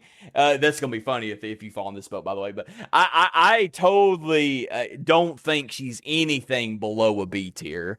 I think this is another really good runner shell. I mained her for a little while in Season 1. I really like Thief. That were yet. Gonna make me test our friendship. Uh-oh. What's going on here? Bro, I hate the Thief shell. She's in C. Oh, okay. Many, many reasons. All right, let's get into it. Now, the C, my soul, my heart. You'll never see me put this shell on. I hate it. Yeah. There are a lot of good points that you made. But I'll tell you why I still think it's in C tier, because it's not Dookie. It's not Dookie. But for Batman, real bad. Every time I use that grapple, dude, it don't go where I want it to. It'll put me into a fight that I don't want to be in. I am a greedy person when it comes to looting. I don't need to enable myself anymore by giving myself goggles that sees where all the good stuff is. Fair That's point. just not right. I feel like it's a cheat code, and I don't want to play that way. It is a cheat code, dude. Like, those goggles, they're nice, dude. Yeah. Anybody that plays it, more power to you. I've been killed by a thief so many times. It's probably why I'm a little biased. But the fact that it can close in such a great distance so quickly, faster than a Vandal, faster than a Destroyer. She's gonna zip. Right up to you. Mm-hmm. So, you see what I mean? That's why I hate it. Yeah, because tracking them is a nightmare. It's hard to go against. Yeah. I respect the C. Yeah. We obviously, this is one we're on opposite fences of each other, but Yeah. you I think you can see at least where I came in with the A tier. You described some of the very scenarios why I put her in A tier. Mm-hmm. It's just not one that I would play, which is, again, this is my tier list. Subjective. Yes. It's not one that I would click. Yes. I don't like playing the shell. I don't. Mainly because I don't want to enable myself to screw over my team even further by stealing everything. That is my biggest thing. I will take everything that I see if somebody doesn't take it from me first. But if you find that gold thing before I do, it's yours. I ain't gonna fight you over it. You know, I'm cool like that. I'll hand you something if I know you need it. I feel like a lot of Thief players are not that way. And I don't want to be that way. I'm picking up what you're throwing down. Honestly, it's probably very, very low B, high C, but I have her in C tier. Great feedback, man. Great feedback. No sorry to be needed. This is your tier list, and I wouldn't want it any other way. All right. That was fun. That one was interesting there. Let us now move on to the triage. So I'll give a little disclaimer. This is one I went a little bit back and forth. It doesn't. What I was going back and forth with ultimately doesn't really matter because they're both good. I got the triage in S tier. That is the third and final runner shell. When I see on my team, I get really excited. What I was between was an S tier and an A tier. I was nothing below an A tier. I wasn't even considering B tier. I was bottom an A tier with triage. I love triage, dude. He was my main. It was recon for a little bit for in the beta in the beginning. Then it was thief for about a month. And then I finished basically the remainder of the season on triage. And at the very tail end, like the last 2 weeks of season 1, that's when I discovered, wow, I'm low key kind of good with assassin. But for the bulk of season 1, I mained triage. Truly the unsung hero of the team. Doesn't get enough credit, man. Doesn't get enough pats on the back for those healing drones that save you from having to use your very precious shield charges and healing patches. Triage is just the GOAT, dude. No, he doesn't have any mobility. No, he doesn't really honestly do anything else fancy. I really do like his ult, his prime, where he it's called I actually do not know off the top of my head what it's like static shock or I don't know, but we all know what now? It's something like that. It's something like that. I'm not 100% sure on the name. It's similar. And if the stars aligned, you can literally heal both of your teammates at the same time if they're close together. In some dire situations, you can use it as a last-ditch effort. You can use it to knock so many damage off. Like, it can hurt. If anybody listening didn't know, Triage's ult, you can use it to attack. It can hurt people. It can hurt enemy runners. It does a decent amount of damage. Like, if you're half health, or it'll down you. You're going down if you get hit by the triage ult. I don't know the numbers on it exactly. So I would be a little scared to lead with it, especially if it's a blue team shield or above. But if you know somebody's low and you have to reload both of your weapons, by God, use that. Send it. Power that thing up and send it, dude. But yeah, man, you can be using the cradle system. You can invest in freaking You can invest in, I forget what it's called off the top of my head, where you get your abilities faster, where you can constantly keep those heal. I mean, the triage is the GOAT, dude.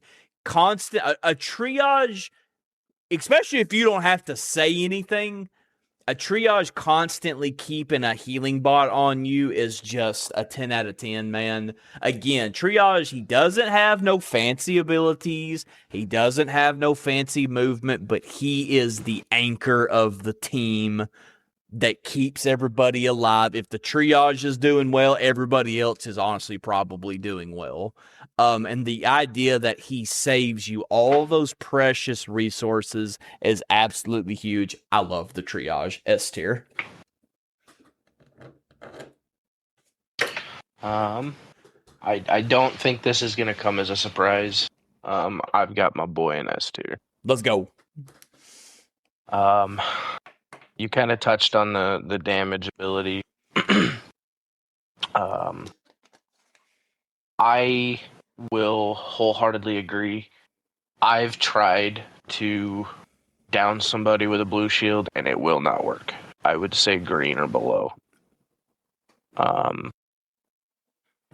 But there might be a situation where you can even do a trade with the enemy team where your teammate goes down and you can see the enemy and they're trying to kill your friend. You pop that, you can get your teammate up and then do damage on the enemy, potentially downing. So even trade. Mm-hmm. And that's instantaneous. Now, if they're in a bad position, they could get down again. But then again, that enemy teammate is down. So, I will say that keeping bots on people can be difficult. If you are on a team that constantly getting into fights, those drones go very quickly. Yeah, they and do. They don't come back very fast if you don't have it built kit for that. So keep that in mind. I know that when I play trios, Old Town is always like, "Can I get a bot? Can I get a bot?" Yes. Yes, Old Town. Yes. Get a bot. No, I don't have one. It's still charging. But yeah, I love the fact that like, and it even if you're being like super selfish, like I know that I don't have to bring in as much heals and shield charges myself when I play triage. That also frees up space in my backpack, which allows me to bring more out of a run. Good point. Which is fantastic. Very good. Very, very good point. So that's something that I've always loved about triage. And I'll talk a little bit more about that in solos. But yeah, triage is just such a strong character. The one thing that you didn't mention that I wanted to point out is that he does have a trait, and I know you've talked about it in the past, and I know you like it. Running any Volt weapon with triage is a godsend. He can hold circle. It will overcharge the damage output on Volt weapons, and you can break shields like that. And I think it EMPs them. And it EMPs them. So that takes time away from them. Their passive, their traits on their end. Another utilization would be like facing wardens. That triage runs up, holds circle, breaks that shield, that warden's going to die quicker. Great. Yes. Yes. So I think that just all in all, triage is such a well-rounded character, minus his agility. Yes. Which that's the trade-off, is you're not going to move the way that the other shells are going to move, but you have those other perks, which is why I love Marathon, because each of them are so Amen. Well said, man. Great feedback. Yeah, and thank you for covering the basis with the MP because I actually was blatantly gonna forget about that. Yeah, for anybody maining, and I know we got some people that main triage. Don't be afraid. Use Scar. Use V75 Scars. Use V66. No. Use V66s. Use circuit breakers. Volt punches. Volt throwers. Volt throwers. They're all delicious. They're all delicious. I mean, triage. And it's ammo that you can recharge just by running, which is amazing. Oh man, yeah. Yeah, so if you main triage and you've not been using a lot of volt weapons, you're actually you're selling yourself short a little bit because when you use that power that he was describing where you overcharge and you have a volt weapon, so good. And you notice it. You notice it's working. So awesome. Very good. Very good. Okay, last we got 2 runner shells left. And we're coming up on next, the Sentinel. This is another one I had a little hard time putting him somewhere because I just don't have a lot of experience on him, man. So I think this is if I miss the mark with a runner, I think it's going to be Sentinel where I miss the mark. I went with the B tier with Sentinel. And I was trying to channel my inner, I was trying to really think about some things Fallen has said about him, what he does good at, what he doesn't do good at. And I landed at a B because he's good on some, he's great on some maps, but he's not good on some maps. Like Fallen's like, he's not good on perimeter. He was like, he's okay on Dire Marsh if you're in a building, but even then, if you're caught out in the open, he's not really doing anybody any favors. He's really good in Outpost, and he's obviously really good in Cryo. It's sounding like to me the best part about his kit is probably the pulse or like the little heartbeat sensor that he has.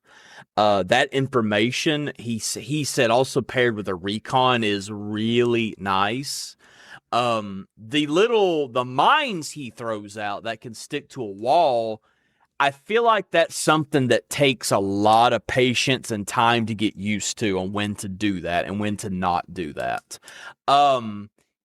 He, for me, and again, I feel like he's going to be, if I miss the mark with somebody, I think it's going to be him. He's one of the ones right now that seems maybe just a little slightly underwhelming, but B's not bad. B is still solid. I've seen what Fallen can do with those snare mines and how it can stop somebody's momentum. I've seen that, what's it called? His ult, the Defenders. I think it's called the Defender system. I've seen how that literally defends us from grenades, especially in Cryo. Grenade spamming is still a thing in there. Not as bad, but it's still a lot of grenades are thrown in Cryo. He's weird, dude. He, in my opinion, is A tier, S tier in Cryo Archive. But he's not in perimeter. I think he's one of the weakest shell, if not the weakest shell in perimeter. And I'm almost tempted to throw in Dire Marsh in there too.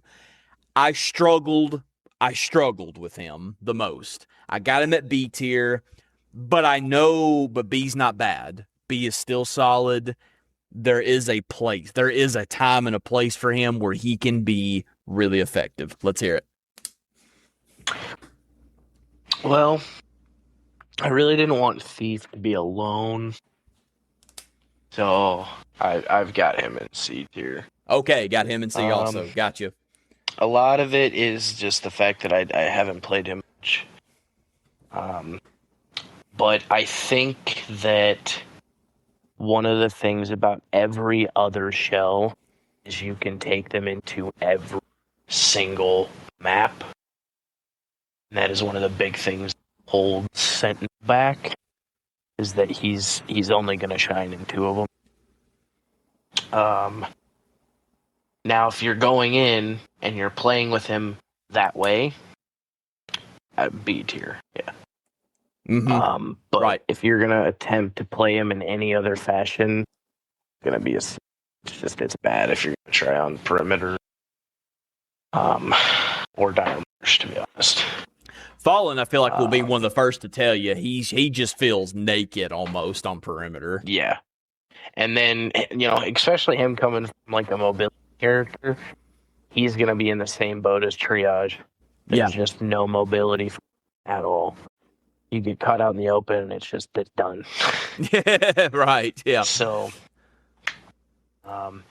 it's one of those. It's a shell that I'm probably and I need to start hitting it harder. But I'll get the skins for him, and then he's probably just gonna sit in that little selection screen. I don't think I'll ever pick him, to be honest. That is definitely not my play style. I am not a defender in any shape or form. Yeah. I do not like playing that way. He's probably on the bottom of my totem pole right now. I'm not really so far I don't even know if I've really played, maybe outside of Overwatch where I play tank and I'm kind of like a defender of the team. I actually really do like being a support player and a defender, but Sentinel, the way he's kitted, I don't know if I could execute it at this time. He was the only one of the main runner shills I felt was lacking a little bit. Time will tell. I am open to my mind being changed about that. And it's a little interesting, though, where I've got him in the solo queue tier list. But in trios, I think he's middle of the pack, if not, for me, a little bit creeping towards the bottom. But not bad, though. Not like, okay, this guy needs a lot of help. He's got a lot of things wrong with him. He's really good in Outpost, and he's even better in Cryo Archive. So, yeah. So we were close to even, we didn't give him the same grade, but me and you both were kind of along the same wavelengths. He was kind of on the bottom of both of our totem poles. Still not bad though. For me, still not bad. Last but not least, we have Rook, baby. John Rook. Rook is honestly in a league of his own. I've got Rook in the B tier. Rook is Rook, right? Like you. Well, okay. Not really in. Well, okay. Not really in trios. More just I'm throwing him in there. I can't find the words because you are going against trios as Rook. So that's why I sort of like threw him in there. Yeah, okay. Because you don't play Rook against other solos. So like when you're Rook, you got to play against trios. So that's why I sort of threw him in this one. Rook is B tier. You got to treat Rook. You got to totally change how you play Marathon when you play Rook. You have to really, you got to play chess with Rook. You're 1v3ing people. You gotta wait. You gotta do a lot of waiting and a lot of watching, which can be fun. I like Rook. It's fun having that rare moment where you can capitalize on a team. You can kick them when they're down. Rook is the scavenger. He can kind of blend in with the UESC. Rook is Rook, and I dig Rook. I do like him, but I didn't feel comfortable going any higher than a B tier on him. So, Bat, did you? I know it sounds like you didn't have him in your notes anywhere, but you got any thoughts? No, on I Rook? did. Oh, you did? Okay, go ahead. I have him in D tier because I was thinking you can't play him in trios, right? But no, I forgot that you face them. But one of the biggest things is the moment that a Rook is seen, that's a target, regardless. Yeah. If you see a Rook, I'm going to kill you. And I'm not going to be sorry about it in the slightest. I was bouncing between almost putting Rook in C tier. Because I just feel like if you were to put out if Bungie were to ever release the numbers, the statistics on how often do Rooks live, I bet it's not very good. No, No. So I'll tell you where I'm really at with Rook. I'm at a very low B and a really high in a C tier. That's where I'm at with Rook. I have played very, very little as Rook, and I can confidently tell you I have never once X-filled as a Rook. I hate being a Rook. For me, it is the worst thing in the world. I hate playing ratty. My skills are not good enough to go against a 1v3, let alone a 1v2. I'm not even confident enough to go in a 1v1. I hate being a Rook. I hate seeing them. I hate the fact that they were in my survival sponsored playlist. I hate Rooks. They are a D tier. The worst shell in the game, hands down. Batman's opinion. D tier. Screw you, John Rook. Screw yeah, hey, it's definitely screw the John Rook. I know you're out there somewhere, John Rook. I know you're out there, and I will find you again, and we will cross paths, and I will get my revenge next time we cross paths, John Rook. I'm coming for you. I know you're out there somewhere still. Anyways, he still lives rent-free in my head. I wasn't even there, and he rent-free in my head. Jesus, he still lives rent-free in my head. Yeah, so you got to think, like, last thing I'll say on Rook is the by design scavenger class. And if you play him as a scavenger, get some Rook, you play really passively, ratty, quiet, kind of an in and out kind of mentality, like grab some resources. Rook is great, honestly. Rook is fine. And he's almost kind of like a class if you want to challenge yourself, or if you don't like have a lot of time, you got a time for like a quick game, get a quick Rook run in, there's a place for him. There is. I know we've had a lot, we've goofed around and we've dunked on Rook a lot, but there is. I'll clear the emotions for a second. There is a place for Rook. And it's by design. Like, he is the weakest runner shell by design. He's the scavenger class. But Rook has gotten the best of us on a time or two. So we have feelings on Rook. So you put him in the, hey, what'd you say, Bat? You had him in the C tier? No, he dookie, dude. Oh, he dookie. Oh, my bad. Dookie. Sorry. Okay, I dookie. hate him. All right. Put all the emotion in it. I hate him. He put all the emotion. We are at an hour and 56 minutes. So we're in overtime, Bat. Oh my God. They're gonna bid. They're gonna bill me. I knew they would. They're gonna bill me. It's fine. It's really all fine. Going that long. We will go. We're gonna go faster with solo queue. And here's how we can do it. Everything you give me, we'll go by like the whole tiers. Like, give me everything you got S tier. Give me every shell on A tier, and et cetera, et cetera. I'll go ahead and give we'll go fast. I'm gonna give all of mine, and then I'll let you go and just go ahead and give all yours. So I'm gonna go bottom to up. So for all my B tier runner shells in solo queue, I only have one, and it's actually Triage. I do think solos is a totally different beast than trios. You think about what Triage is supposed to do.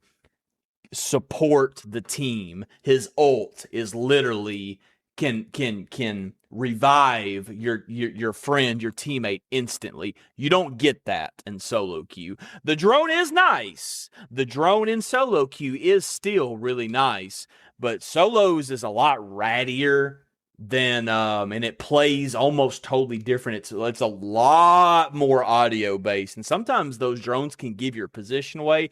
He's still fine.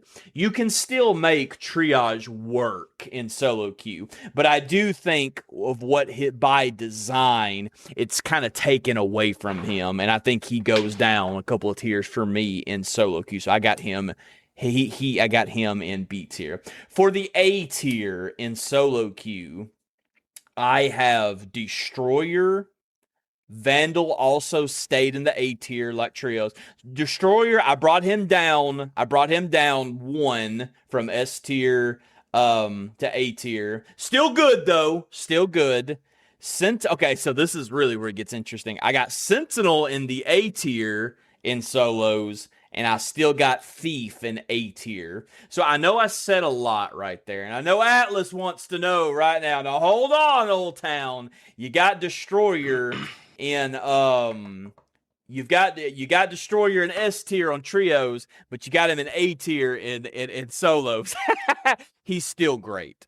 I noticed A tier. A is awesome. A is great. I still think Destroyer is fine, is good, because you can still use that movement to outflank and outmaneuver your opposition. He's still a very dangerous shell to be reckoned with and to 1v1, especially because I think he's got that little bit like more resistance, or he's got like a little bit more, he can take maybe, I think, bullets the most of the others. So he can still be a 1v1 god. And if somebody wants to say, no, like he's also S tier in solos, I'm not going to argue that.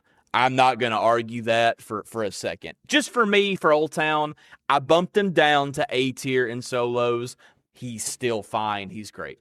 So Sentinel, for me, this is going to sound weird. Sentinel's, the way solos plays, it plays a lot slower. It plays a lot rattier. And the idea that Sentinel has that heartbeat sensor is interesting, and I think it kind of changes the dynamic a little bit. He can kind of, in real slow-paced situations, he can use that to give himself information, like, oh, like I'm picking up and Fallen even said you can tell the difference between a runner and a bot, and that's a big deal. Now, again, Sentinel is so gosh darn hard to grade, because a lot of it, what map are we talking about? Sentinel is he's still the hardest one for me to grade.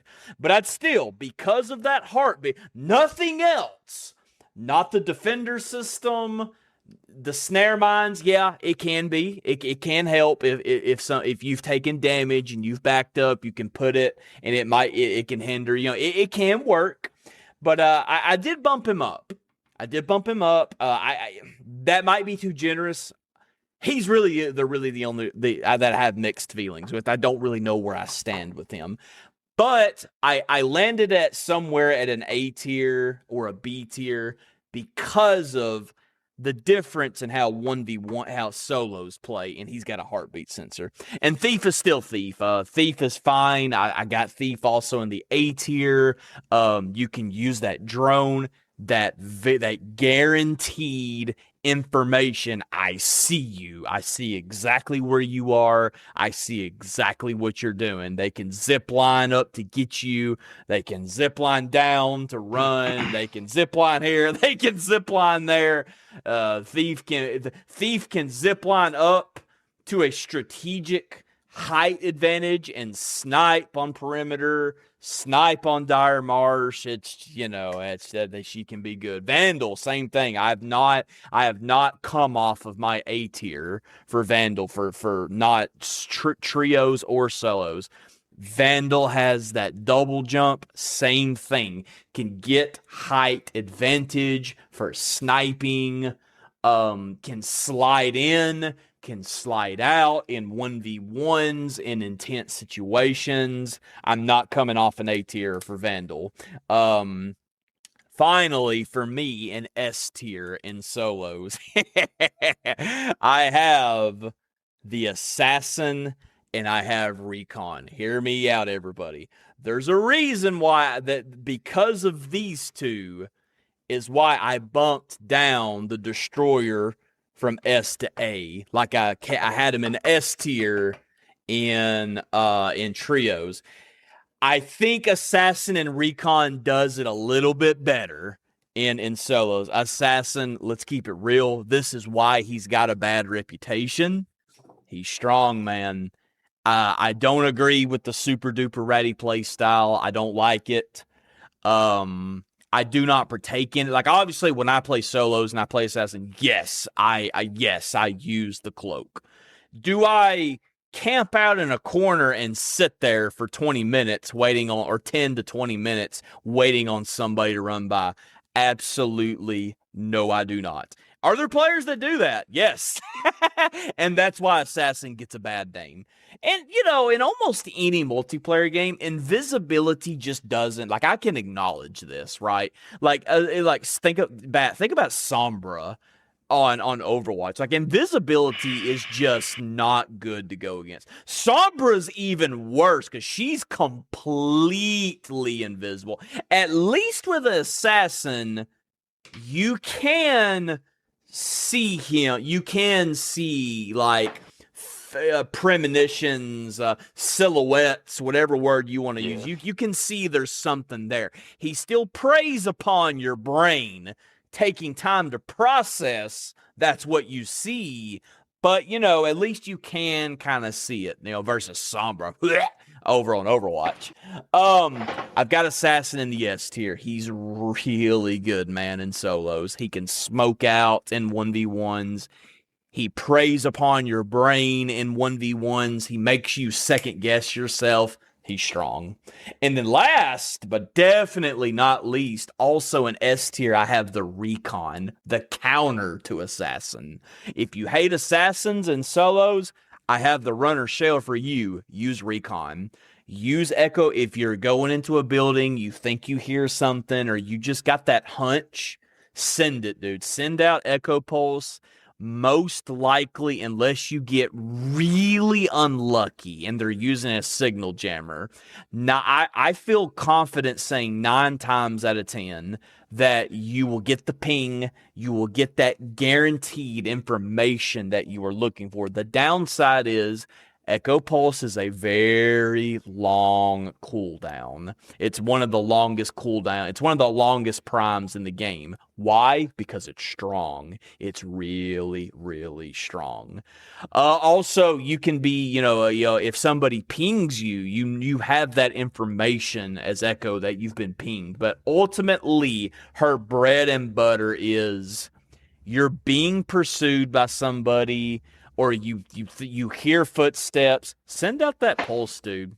Boom. You know where they are. Guess what? If there's somebody else around, you know where they are too. They are the cream of the crop, and that is ultimately, like, I had to have them two in S tier. I think they do it the best in solos. However, there's been a theme. If y'all, this is the last thing that I'll put a little cherry on my tier list. If anybody has noticed, there really isn't no losers in my tier list. I've got, like, I really didn't give a C to. I thought maybe I toyed around with it with Sentinel, but really I ultimately still landed at a B with him. There are no losers on my tier list. I think Bungie did an amazing job at balancing the runner shells and making them all have a place, a time, and a purpose. They all have weaknesses. There's not one I've played so many games where there's just a hard meta. If you're not playing as this character, or if you're not using this gun, you're doing yourself a disservice. Dead by Daylight is awful about metas. Honestly, Destiny has been really bad about hard metas. Like, hey, if you're not using this certain gun, you're at a disadvantage. Marathon has done such a great job with gun balance. All the guns have a place, for the most part, as a purpose and a place. And I say that to the runner shells. I've been asked the question, Old Town, I'm about to go into a match. What runner shell do you think I should play? My answer is usually always play the runner shell that you think you can compete the best with, because there are no losers in Old Town's book. Great job, Bungie, on the runner shells. I think they all are awesome, cool, and unique in their own way. Bat, end it for us, buddy. Okay, I do have losers on my list. You literally just made me spit my water out. There's definitely My nose, it burns. For starters, Rook. I don't think I have to go back over this. Rook's D tier. Okay, we're moving on. Sentinel. Honest to God, the same stuff as in the trios. The only thing that would make him better in solos would be the heartbeat sensor. Again, I don't use this character, never will, besides getting the skins. So I've got him in C. B tier, Atlas, don't hate me. I've got him in B tier. Solely for the fact because Solos is so ratty, the Destroyer is the loudest shell by far. And I have killed so many Solos just because I heard them coming a mile away. And they're bulky too. And I will never put myself in a situation of being that loud. So that's why I have him in. There are situations that he would be great for, but ultimately just the mobility of his noise is, for me, atrocious. I don't like it. Still a good shell, though. A tier. Thief is actually going to be opposite reason. Trios. I'm solo. I want everything. So I'm going to use those abilities to fullest potential. I'm really bad about not using the grapple, and I don't use her very often. But if you're going in specifically to loot, that would be the shell that I would choose. Vandal, A tier. Just being able to get in and out of a pinch in a fight is detrimental in solos because you have one life unless you find a self-res. So that's one of the reasons that I have her in there. A tier assassin. Again, I do not like playing ratty, but I do have to acknowledge that his play style is perfect for solos. I will never play him in there, but it is the best for that situation, I think. So I have him in A. The two that I will pick any day of the week is going to be Recon, because I love sending out that Echo Pulse and knowing exactly where that other person is. I've won so many fights just because I know where they are or which direction they're coming from. But for me personally, SS tier is Triage. Okay. I love taking Triage in solos. If there's a big enemy, I'm going to use my ultimate on it because it's going to damage it, it's going to take down its shield, it's going to make it easy for me to kill. A lot of the enemies in solos are going to have shields, so I'm going to bring Volt Cell weapons, pop that circle, break their shields real quick, make it easier for me to kill. The having health at any given time is amazing. I love it. It's my favorite thing in the world. It is nice. It is really nice in solos having those drones. And again, kind of the same thing as in trios. That eliminates me having to have as many heals in my backpack. In solos, I'm trying to get out with the most amount of stuff that I can. So that's another reason that Triage isn't. All right, awesome, dude. Let's go. We did. Oh, you got more? That is everything. I think I might have had one more thing, but I cannot remember it. Just the big thing that to take away from is that if Solo's survival sponsor comes back around, I would highly recommend taking a Triage because you're going to be going in with Ray Shields. That robot will keep you alive in those matches so much it's not funny. I do agree. Yes. Okay, I'm done. I do agree. Yeah, triage and sponsored survival PVE, the sponsored one. Yeah, triage is he would also fall probably S tier with me as well in that he's really really good. So all right, Bat, we did it, dude. Let's go, man. Woo, I know that was a lot. That took a lot out of me too. That was actually a little bit longer than but me and you, we like to be detailed and we really like to take our time and talk about it. So we did it, man. We made it through, and we did fan mail, and we did war stories. We done good, man. We did go over, but it's all good. I wanted to get all the content in there. For everybody, I will, before we put a big fat bow tie on this and we say where you can find us all, thank you so much for spending your time with us wherever you are right now. Thank you for choosing us as your podcast.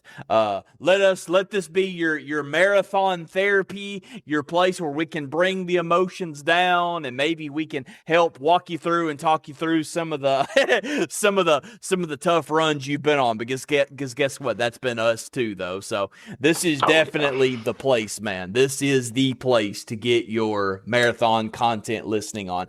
If there is anybody listening right now that knows of I've neglected to say this. I feel like if anybody listening right now knows of a good guest that would be fun to interview and have on this show, email us. Let us know. Use the email, use the reach out button that you can see with whatever platform you're using. If you've got a good name and you know somebody that's really interested, let me know about it and we'll see what we can get set up. But thank you all again so much. We're building something really cool here. I would encourage everybody, put on more steam. Get your butts over on Friday nights in our Twitch chat. Some of y'all are really starting to show up. We appreciate y'all very much with that.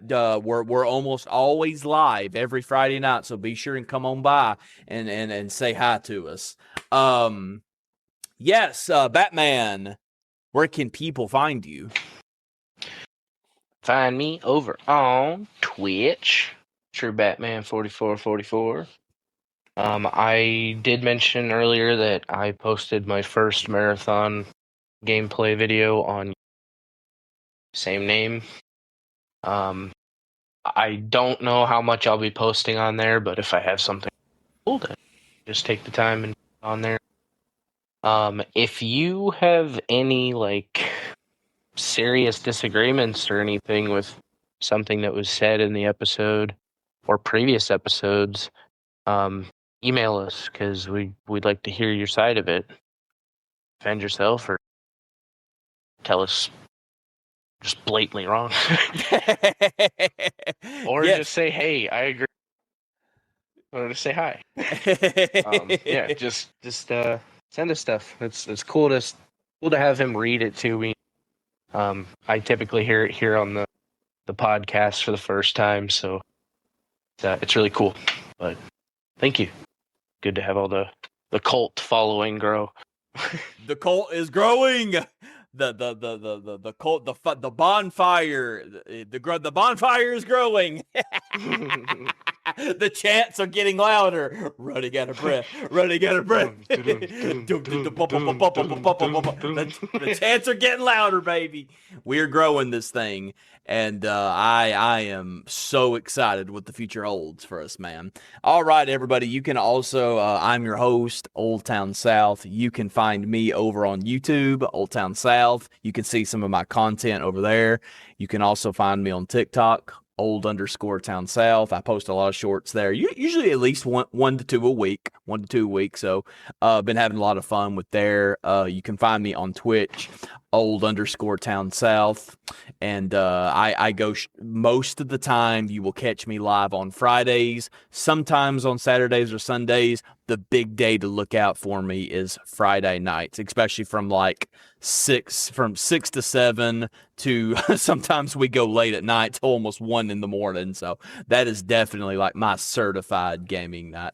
Love you all so much. Keep that fan mail coming in. We love hearing from you all the people we've gave shout out to. It's been amazing getting to know you, playing with you.